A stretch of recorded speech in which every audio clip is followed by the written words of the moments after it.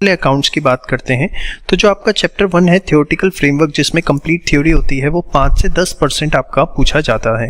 मतलब 100 नंबर का आपका पेपर होता है तो 5 से 10 नंबर की वेटेज इसकी रहती है। उसके बाद आपका accounts, journal error, trial balance, rectification of error, BRS, inventories, depreciation, ये मिला के लगभग 25 से 30 नंबर का पेपर जो है आपके एग्जाम में आएगा।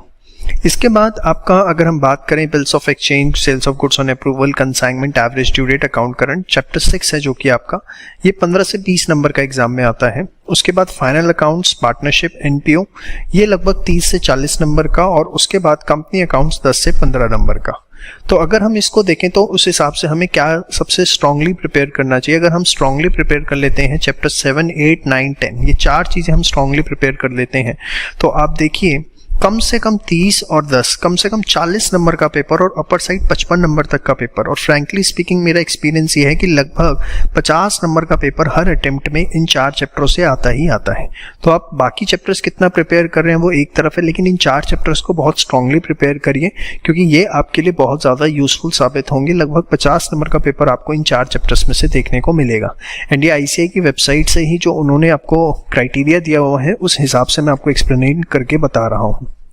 Now coming to the law में जनरली बच्चों को रहता है कि कॉन्ट्रैक्ट रेट कितना आएगा सेल्स ऑफ गुड्स एक्ट। तो देखिए कॉन्ट्रैक्ट एक्ट लिखा हुआ है 25 से 35%, मतलब अगर 60 मार्क्स का पेपर है तो आपका लगभग 15 नंबर से लेके अगर आप 60 का 35% निकालें तो 21 नंबर तक का इंडियन कॉन्ट्रैक्ट एक्ट आता है। 12 से 15 नंबर का सेल्स ऑफ गुड्स एक्ट, 12 से 15 नंबर का पार्टनरशिप एक्ट, इसके बाद आपका 3 नंबर से 6 नंबर का LLP, और अगर हम कंपनी एक्ट की बात करते हैं तो वो भी आपका आता है लगभग 9 से 12 नंबर का।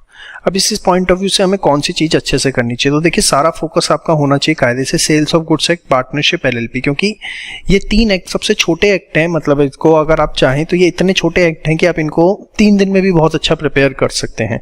विद राइटिंग प्रैक्टिस आप इन 3 एक्ट्स को बहुत अच्छा 3 दिन में प्रिपेयर कर सकते हैं, इससे ज़्यादा का समय नहीं लगता। और आप देखें तो इसमें से लगभग आपका 50% पेपर आने वाला है।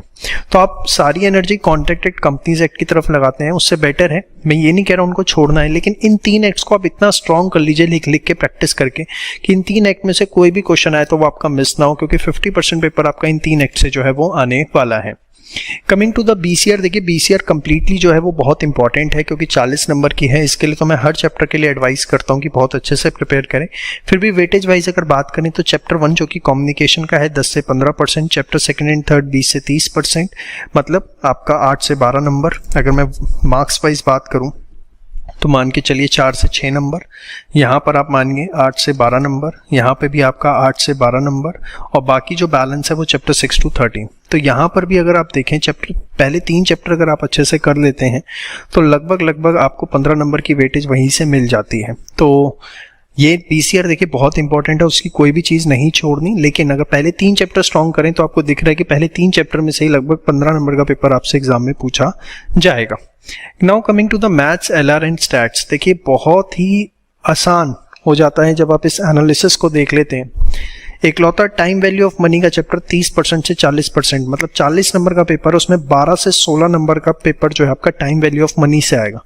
तो पूरे मैथ्स में जब आपको पता है 40 में से 12 से 16 नंबर का पेपर इस पर्टिकुलर चैप्टर में से आएगा तो आपकी फर्स्ट प्रायोरिटी इसी चैप्टर को प्रिपेयर करने की होनी चाहिए। यस और नो। LR आपको पता है कुछ भी नहीं है, 20 नंबर फ्री फंड के हैं, इसको अच्छे से प्रिपेयर करिए। अब उसके बाद देखिए स्टैट्स में लगभग देखिए 50%, मतलब 20 नंबर का paper, half of the stats आएगी statical description, tendency and dispersion में से।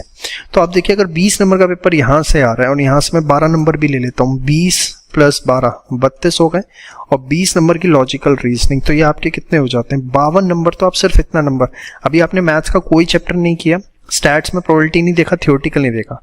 इसके बाद अगर आप देखें correlation, regression, index number, time series. अब इंडेक्स नंबर, टाइम सीरीज बहुत ही सिंपल चैप्टर, जहाँ से 4 से 6 नंबर का पेपर, कोरिलेशन 4 से 6 का, तो इसको आप कर लेते हैं और प्रिपरेशन स्ट्रांग हो जाती है। और सिर्फ ये जो मेन चैप्टर्स हैं जहाँ से लगभग आपका 55 से 60 नंबर का पेपर आएगा, जिनको मैंने मार्क किया, इंपॉर्टेंट चैप्टर्स हैं, सारे चैप्टर्स नहीं हैं। और मॉक टेस्ट जो है वो कंप्लीट कोर्स के हमने अवेलेबल करवा रखे हैं उसमें।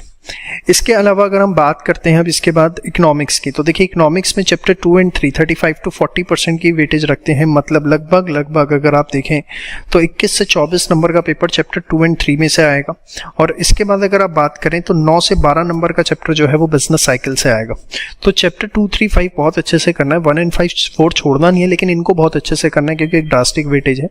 अगर आप बीसीके की बात करते हैं तो बीसीके के अंदर हर चैप्टर इक्वल है, मतलब उसके अंदर कोई ऐसा स्पेसिफिक वेटेज उसके अंदर नहीं है। बीसीके के अंदर सारे के सारे चैप्टर्स जो हैं वो सारे के सारे इक्वल हैं, ठीक है।